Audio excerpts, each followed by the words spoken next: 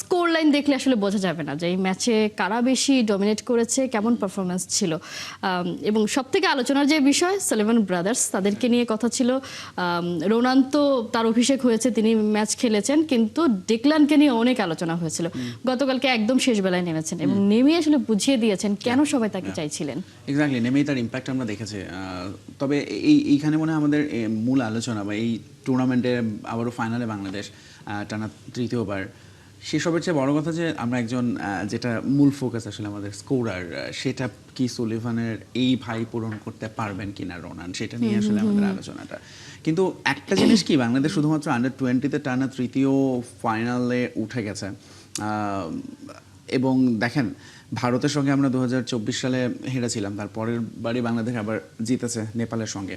এবারে এখন ধরুন এশিয়ান লেভেলে বাংলাদেশ কিন্তু এইচ ফুটবলে বহু বছর হলেই ভালো করছে, কিন্তু আমরা আসলে এখন আমাদের নেক্সট স্টেপে যাওয়ার সময়, এবং সেই জায়গাটায় গিয়ে আমরা হোঁচট খাচ্ছি।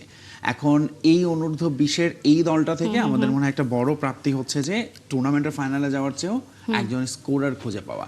এবং এই দুজনকে নিয়ে যে আলোচনাটা, এখন তাও ভালো যে খেলায় আছে। শুরুর দিনে যখন সুলিভান একাই 2টো গোল করলেন রোনান, তখনও কিন্তু আলোচনাটা ছিল যে তার সঙ্গে দলের কেমিস্ট্রি নিয়ে, বাকিরা তাকে অ্যাকসেপ্ট করছে কিনা, কোন জায়গাটায় সংকট হচ্ছে, সেইটাকে যে উতরে উঠে গেছে, এটাই মনে হয় বড় খবর।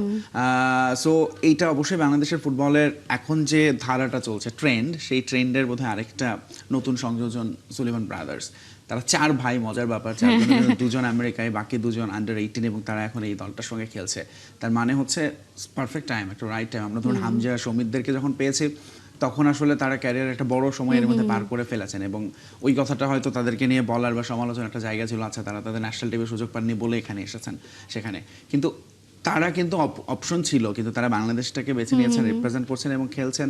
তাদেরকে ওই প্রপার প্ল্যাটফর্ম, যেরকম এটা আসলে টু ওয়ে হবে, বাংলাদেশ তাদেরকে একটা প্ল্যাটফর্ম দেবে এবং তাদের কাছ থেকে বাকি সব কিছু আসলে নিংড়ে নেয়া। এবং সেইটা এগেইন এই ম্যাচটাতে বাংলাদেশ যেভাবে খেলেছে, এবং পরের ম্যাচেও বাংলাদেশ আসলে ফেভারিটি থাকার কথাই, টুর্নামেন্টে যেভাবে খেলছে ধারাবাহিকতায়। সো আমার মনে হয় যেটা একটা দারুণ দারুণ সূচনা দুই ভাইয়ের জন্য তো বটেই, এবং বাংলাদেশ ফুটবলের যে আমি বললাম ট্রেন্ডটা এখনো আসলে ঠিক দুই ভাইয়ের চেয়ে তো আসলে আমাদের মূল ফোকাসের বাংলাদেশ দল আসলে কিভাবে এই জায়গা থেকে মানে তাদের সার্ভিসটা কিভাবে লং টার্ম বেনিফিটেড হবে না, সেটা হচ্ছে